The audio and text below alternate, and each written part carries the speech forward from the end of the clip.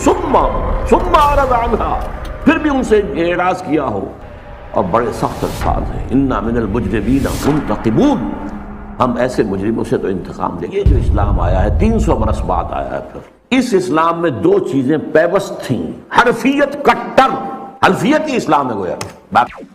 عربی زبان یوں سمجھیے کہ یہ جزیرہ نمائے عرب ہے، اس سے اسلام جب نکلا تو مشرق میں بھی گیا، مغرب میں بھی گیا، شمال میں زیادہ نہیں ہوئی پیش قدمی، اس لیے کہ کوہ قاف آ گیا، کوکیشین ماؤنٹینز جو ہیں وہ رکاوٹ بن گئے۔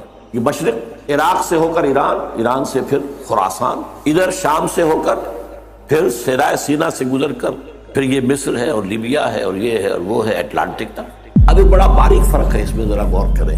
عربی زبان مشرق کی طرف نہیں جا سکی، اسلام تو گیا، عربی زبان نہیں گئی، اس لیے کہ پرشین لینگویج بہت مضبوط زبان، پرشین کلچر بہت مضبوط کلچر، عربی اس کو ڈسپلیس نہیں کر سکی، ریپلیس نہیں کر سکی۔ چنانچہ ان تمام علاقوں کے اندر سرکاری زبان فارسی رہی ہے۔ ہمارے ہاں مغلوں کی زبان فارسی، اس سے پہلے جو خاندان غلامہ اور خاندان جو بھی تھے، لودھی تھے، خلجی تھے، فلاں تھے، سب فارسی، سرکاری زبان فارسی، عربی کا سروکار ہی نہیں۔ یہ خاص طور پر ہمارے مشرقی ممالک کی محرومی کا سبب بن گیا۔ مغرب میں ثقافتی اعتبار سے خلا تھا، خلا کو عربی نے پر کر لیا، پورا شمالی افریقہ عرب ہے، عرب بولتے ہیں۔ اس حقیقت کو ذہن میں رکھیے تو ہمارا خاص طور پر، اور جو ہمارا اس وقت کا موضوع ہے مشرقی ممالک، جو مشرقی ممالک تھے وہ عربی سے محروم رہے۔ یہاں عربی زبان صرف علماء، اور وہ بھی عربی زبان میں قرآن سے اتنا ان کو دلچسپی نہیں تھی جتنی فقہ سے اور حدیث، بلکہ حدیث سے بھی بہت کم، فقہ ہی فقہ تھی۔ اب ایک اور تاریخی جو ہے ذرا جائزہ لے لیجئے۔ دیکھیے بر عظیم پاک و ہند میں پہلے اسلام آیا تھا سن 92-93 ہجری میں، 712-713 عیسوی، محمد بن قاسم کی زیر قیادت۔ یہ خالص عربی اسلام تھا، ابھی نہ فقہ تھی، نہ حنفی، نہ مالکی، نہ شافعی، کچھ نہیں تھا، نہ معتزلی تھے، نہ کچھ اور تھے، یہ سب ایک ہی عرب اسلام، اس میں عجم کا کوئی دخل ہی نہیں، لیکن یہ بہت شارٹ لیوڈ رہا۔ پھر جو اسلام یہاں آیا ہے شمال مغربی دروں سے، درہ خیبر سے اور درہ گومل سے اور درہ ٹوچی سے، یہ جو اسلام آیا ہے 300 برس بعد آیا ہے۔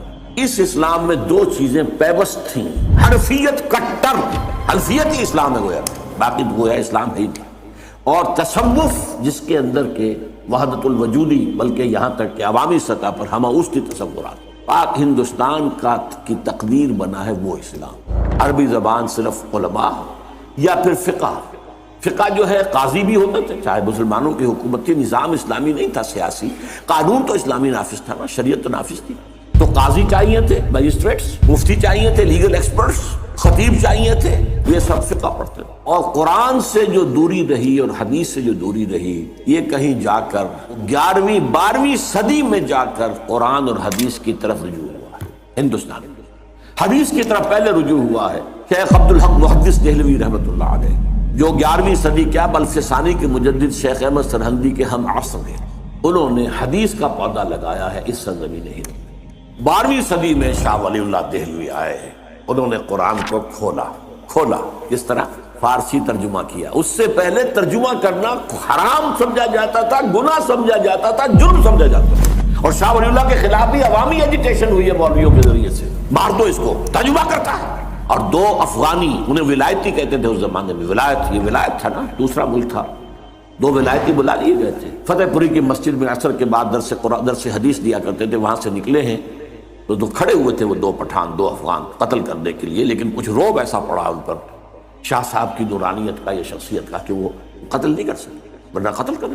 بہرحال حدیث کا، اور پھر دوسرے انہوں نے الفوز الکبیر کتاب لکھی، جس سے عام آدمی کے لیے بھی فہم قرآن کی کوشش کرنا ممکن ہو گیا۔ پھر ان کے 3 بیٹے، 4 میں سے 3 بیٹوں نے قرآن کے ترجمے کیے اردو میں۔ شاہ صاحب نے فارسی میں کیا تھا، جو اس وقت کی آفیشیل لینگویج تھی، جو آج کی انگریزی تھی، گویا کہ انگریزی دور کی انگریزی اور مسلمان دور کی فارسی۔ اسی لیے تو وہ آپ کے ہاں کہاوت ہے نا، پڑھے فارسی اور بیچے تیل، دیکھو رے قسمت کے کھیل۔ فارسی پڑھ کے تو اسے سرکاری عہدیدار ہونا چاہیے، یہ تیل کیوں بیچ رہا ہے؟ اور یہی حال ہمارا بعد میں ہوا انگریزی کا۔ اس اعتبار سے شاہ عبدالعزیز نے ترجمہ بھی کیا، تفسیر بھی لکھی، تفسیر عزیز اردو میں۔ شاہ عبدالقادر نے ترجمہ کیا با محاورہ، شاہ رفیع الدین نے کیا لفظی۔ اور یہ سب کیا ہوا ہے 19ویں صدی کے شروع۔ 19ویں صدی کا درمیانی حصہ جو تھا وہ تحریک مجاہدین سید احمد بریلوی اور شاہ اسماعیل شہید کی جد و جہد اس میں گزرا، اور یا پھر جس کو کہا جاتا تھا غدر، پہلی جنگ آزادی اس میں ہوئی۔ لیکن 19ویں صدی کے آخر میں سر سید احمد خان نے تفسیر لکھی، 15 پارے کی تفسیر ان کی اب بھی ملتی ہے، اور اس میں الہاد ٹھوک ٹھوک کر بھر دیا۔ اس میں معجزات کا انکار ہے، اس میں فرشتوں کے وجود کا انکار ہے، اس میں جنات کے علیحدہ وجود کا انکار ہے۔ یعنی جو بھی نیوٹونین سائنس کی گرفت میں آنے والی چیزیں نہیں ہیں، کیسے ہو سکتا ہے کہ سمندر پھٹ جائے؟ توبہ کیجیے، نہ یہ کیا مولویوں نے بتا رکھا ہے؟ نہیں، یہ تو مد و جزر کا معاملہ تھا۔ سمندر جزر پر تھا تو حضرت موسیٰ نکل گئے، اور جب فرعون آیا تو وہ مد کے اوپر آ گیا، بس غرق ہو گیا۔ یہ ساری توجیحات، فرشتے کوئی نہیں ہے، فرشتے فورسز آف دی نیچر کا نام۔ اب ظاہر بات ہے کہ سر سید جو ہے وہ ہندوستان میں مسلمانوں کا قومی رہنما بن کر ابھر رہا تھا، اور اس میں کوئی شک نہیں ہے۔ قومی اعتبار سے بہت مخلص تھا، بہت خیر خواہ تھا، اس میں کوئی شک نہیں۔ دینی اعتبار سے سخت گمراہ تھا۔ اس کی تفسیر نے جو گمراہی پھیلانی شروع کی ہے، تب علماء کو ہوش آئی ہے۔ پھر جو تفسیریں یہاں لکھی گئی ہیں ہندوستان میں اور ترجمے ہوئے ہیں، اس کی کوئی نظیر آپ کو نہ تو پوری مسلم تاریخ میں ملے گی، نہ کنٹمپریری مسلم ورلڈ میں ملے گی۔ اتنی تفسیریں شیخ الہند نے ترجمہ کیا، محمود حسن دیوبندی نے اردو میں ترجمہ کیا، اس پر حواشی مکمل کیے شبیر عثمانی شیخ الاسلام نے۔ اسی طرح بریلویوں کے امام جو ہیں امام احمد رضا خان، انہوں نے ترجمہ کیا، اس پر حواشی لکھے مفتی نعیم مراد آبادی نے۔ اہل حدیث نے لکھی، مولانا صلاح اللہ امرتسری نے لکھی، مختلف جو مذہبی تھے انہوں نے بھی تفسیریں لکھی۔ مولانا اشرف علی تھانوی نے لکھی، ان کے شاگردوں کو سمجھ لیجیے 3 تفسیریں انہوں نے لکھی۔ مولانا عبد الماجد دریابادی نے لکھی، مولانا مفتی محمد شفیع صاحب نے معارف القرآن لکھی، مفتی ادریس کاندھلوی صاحب نے، مولانا ادریس کاندھلوی نے لکھی، تفسیروں کا سیلاب۔ پھر دوسری طرف جو سر سید کے پیروکار تھے، ان میں قادیانی سامنے آئے، انہوں نے تفسیریں لکھی۔ بشیر الدین محمود نے 2 تفسیریں لکھی، تفسیر کبیر، تفسیر صغیر، محمود احمد، بشیر الدین محمود احمد۔ مولوی محمد علی کی تفسیر جو تھی انگریزی کی، وہ بہت مقبول ہوئی، اس لیے کہ اس وقت تک انگریزی میں کوئی ترجمہ اور تفسیر تھی ہی نہیں، اور جدید جو طبقہ پیدا ہو رہا تھا جو مسلمانوں کا، انگریزی پڑھ کر انہیں ظاہر بات ہے کہ ضرورت تھی انگریزی میں۔ اسی طرح علامہ مشرقی سائنٹیفک قسم کی جو توجیحات انہوں نے کی۔ لیکن یہ میں نے کہا، ایک تو رائٹسٹ، ایک لیفٹسٹ علماء، یہ رائٹسٹ دیوبندی، بریلوی، اہل حدیث، یہ سر سید کے جو چیلے تھے وہ علامہ مشرقی ہوں یا قادیانی ہوں یا یہ کہ پرویزی ہوں، اہل قرآن ہوں، یہ دوسری طرف۔ درمیان میں 3 شاخیں تھیں۔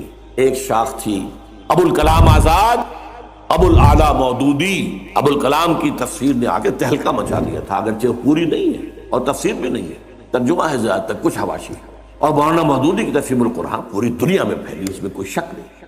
اسی طریقے سے علامہ اقبال اگرچہ مفسر نہیں ہے، لیکن ان کا کلام جو ہے اس میں قرآنی حقائق جس طرح سموئے گئے ہیں، میں انہیں مفسر مانتا ہوں۔ اور ڈاکٹر رفیع الدین جنہوں نے قرآن اور علم جدید نامی کتاب لکھی۔ تیسرے مولانا فراہی اور مولانا اصلاحی، یہ شاخیں ہیں۔ اور یہ میں نے آپ کو صرف میری کتاب پڑھی ہے، جب چھپ جائے گی دوبارہ نیا ایڈیشن آ جائے گا، دعوت نزول قرآن کے منظر اور پس منظر۔ یہ ایک سیلاب آیا ہے اس بر عظیم پاک و ہند میں تفاسیر کا، تراجم کا، اور یہ واقعہ یہ ہے کہ اس کی کوئی نظیر، جیسا کہ میں نے کہا ہے، نہ تو ہماری پچھلی تاریخ دے سکتی ہے اور نہ کنٹمپریری مسلم ورلڈ میں کسی ملک میں اتنا کام ہوا ہے قرآن۔ اب اس جو بھی جد و جہد یہاں ہوئی ہے اللہ کے فضل و کرم سے، اس کا ایک تو خاکم بدہن منفی نتیجہ نکلنے کا اندیشہ ہے پاکستان کے ہاں۔ جتنے بڑے پیمانے پر یہ دعوت رجوع قرآن اس ملک میں چلی ہے، اور پھر بھی یہاں عوام کے اندر کوئی اسلامی تحریک برپا نہیں ہو سکی، عوام کا رخ نہیں ہوا۔ علماء نے نہ ریکگنائز کیا، نہ توجہ دی، نہ تائید کی، نہ تحسین کی، مخالفت کی۔ میں یہاں سورہ سجدہ کی آیت سنا رہا ہوں آپ کو، وَمَنْ أَظْلَمُ مِمَّنْ ذُكِّرَ بِآيَاتِ رَبِّهِ ثُمَّ أَعْرَضَ عَنْهَا إِنَّا مِنَ الْمُجْرِمِينَ مُنْتَقِمُونَ۔ ان سے بڑھ کر ظالم اور کون ہوگا جنہیں اللہ کی آیات کے ذریعے سے تذکیر کرائی گئی ہو۔ میں نے وعظ نہیں کہے ہیں، میں نے آیات الہی کا درس دیا ہے، میں نے آیات الہی کے ذریعے سے فذکر بالقرآن من یخاف وعید۔ تو ان سے بڑھ کر ظالم کون ہوگا جنہیں اللہ کی آیات، ان کے رب کی آیات کے ذریعے سے تذکیر کرائی گئی ہو، پھر بھی ثم اعرض عنہا، پھر بھی ان سے اعراض کیا ہو، اور بڑے سخت الفاظ، انا من المجرمین منتقمون، ہم ایسے مجرموں سے تو انتقام لے کر رہیں گے، اللہ ہمیں اپنے پناہ میں رکھ لے، ہمیں معاف کر دے۔ اور دوسری بات، وَإِن يَكْفُرْ بِهَا هَؤُلَاءِ فَقَدْ وَكَّلْنَا بِهَا قَوْمًا لَيْسُوا بِهَا بِكَافِرِينَ۔ یہ بھی حضور کی دلجوئی کے لیے آیت نازل ہوئی تھی سورہ انعام میں۔ اے نبی اگر آپ کی اس قوم نے اس قرآن کی ناقدری کی ہے، 10 برس میں آپ کو 100 آدمی ملے یہاں صرف ناقدری کی ہے۔ ان یکفر بہا ہؤلاء، یہ آپ کی قوم، فقد وکلنا بہا قوما، ہم نے اس قرآن کے لیے ایک قوم کو تیار کر رکھا ہے، اس کے سپرد کی ہوئی ہے خدمت۔ لیسوا بہا بکافرین، وہ کافر نہیں ہوں گے، وہ اس کی ناقدری نہیں کریں گے۔ اور تاریخ نے ثابت کیا وہ سرزمین مدینے کی تھی، حضور کا قدم مبارک پہنچا بھی نہیں اور اسلام وہاں پہنچ گیا۔ 7 خزرجی حج کے موقع پر آئے ہیں اور ایمان لائے۔